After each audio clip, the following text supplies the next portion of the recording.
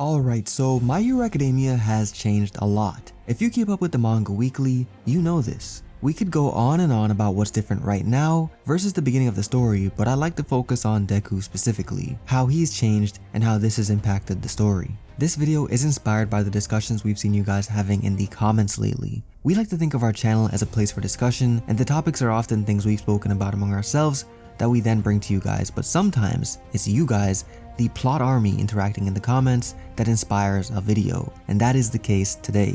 As always, if you haven't already, please be sure to drop a like on the video, it really helps out the channel, and subscribe to plot remote notifications on to never miss an upload. We upload just about daily and would love to have you join in on our discussions. With that said, let's talk about this. So truthfully, this discussion started way back during the 1A vs 1B training arc when it was revealed that Deku would unlock 6 more quirks. At that point, some people thought it would be too much, and some people thought it would be fine because Horikoshi wouldn't make the quirks too good.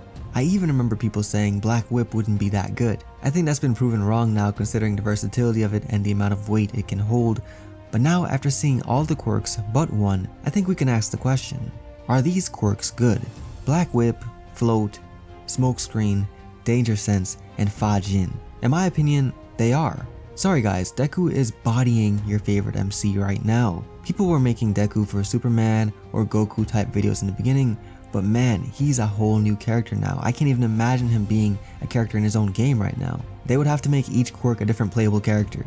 Alright, I'm just exaggerating right now, but the point is, it's crazy. We're now at a point where Deku's strength is only rivaled by All for One, and fine. To fight someone overpowered, he needs to be overpowered too, right? I get that. But there are other characters and other enemies to consider along the way to this end conflict. Deku is now so strong that truthfully, I'm not worried about him anymore in a fight. He has a solution for anything you can throw at him. It's more like inconveniences, not obstacles. For example, against Lady Nagan, she's a strong opponent, but the solution really just came down to using Smokescreen. And then Fajin. Power in the hands of a fool isn't all that, but Deku is a capable character, so power is power. Regardless of your take on whether it's too much or not, you have to be able to acknowledge a lot has changed. From quirkless to one of the strongest in his country, essentially the chosen one.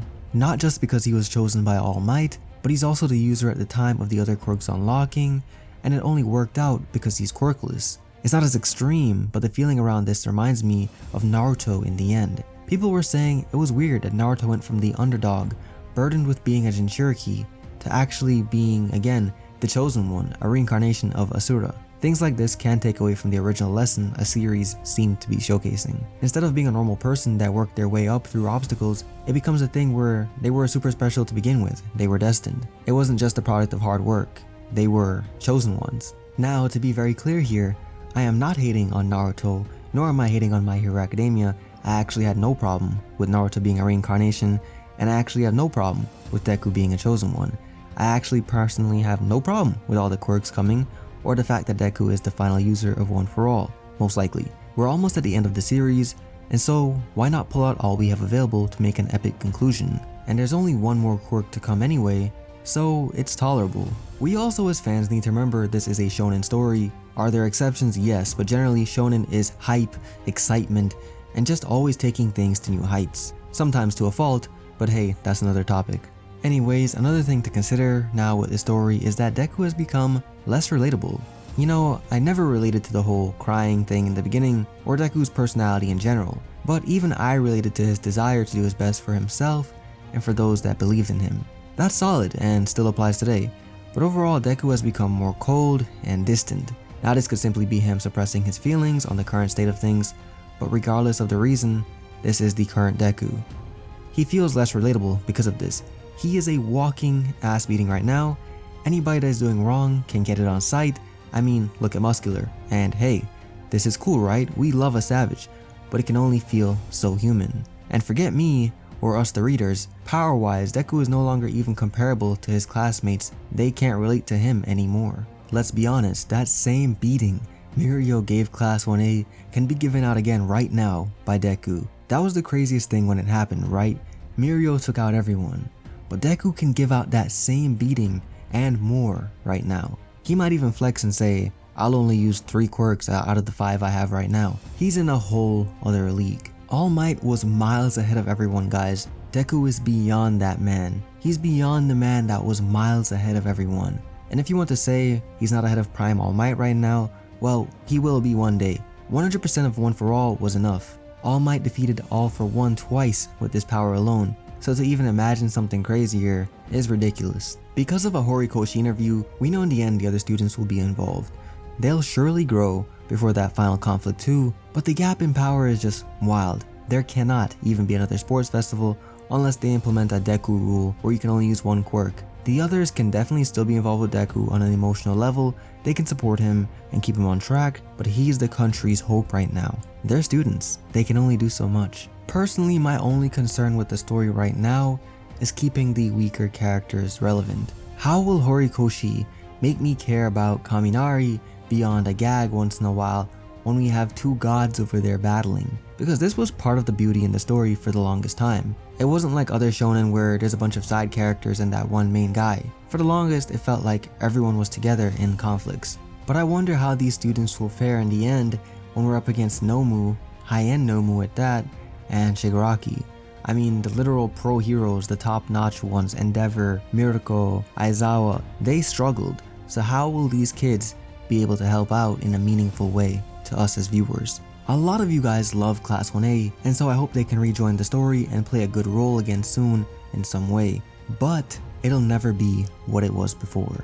We can't go back to classroom fun when the world has entered a dark age. And the story will end at the conclusion of this dark age. There's no going back to what was, and I'm curious how you guys feel about that. How meaningful was the lighthearted stuff for you guys? How meaningful was that classroom banter, that academia aspect of the show? Please comment on that below because I'd really love to hear you guys talk about this, how you feel about the darker tone currently. The title hasn't changed, but the academia aspect is definitely gone, and so I wonder how much you guys will miss that. I personally am okay with the shift away from the academia. However, unless we're adding new characters in with stronger quirks, I like the students to stay relevant somehow. As active members of the My Hero Academia community, we can tell a good number of you guys are growing tired of the new quirks. I just wonder how the size of that group compares to the fans who are alright and enjoying all of this change. How much are people complaining? So hopefully this video will bring the discussion to the table and we can really see how everyone is feeling. Power scaling is an issue that comes up often with shonen stories, and so this isn't anything new. There are two reasons though that I'm okay with Deku having all this power. One, we're in the final act of the story. If for a larger portion of the story Deku was busted, maybe that would be boring. But right now, there's only one enemy worth thinking about. Everyone else in the way is an extra. The story is written to be a battle between One For All and All For One, and actually because of the similarities between the two characters, you can break that down further and say a battle between Deku and Shigaraki, the kid who looks like he needs help and the kid who is always offering it, even when it's not necessarily deserved or desired. It's about them, and so I'm okay with their powers being made for that final battle. The second reason is the powers are good, but it's not necessarily insane. It's not as if Deku can drain someone's energy, for example, or he's unlocked the domain expansion. You know what I mean? It's like, it doesn't feel out of pocket. Are they good? Certainly, but it's not out of this world level good, and so for me, it's tolerable. Full Kyle alone was cool, that was enough, but this too is okay.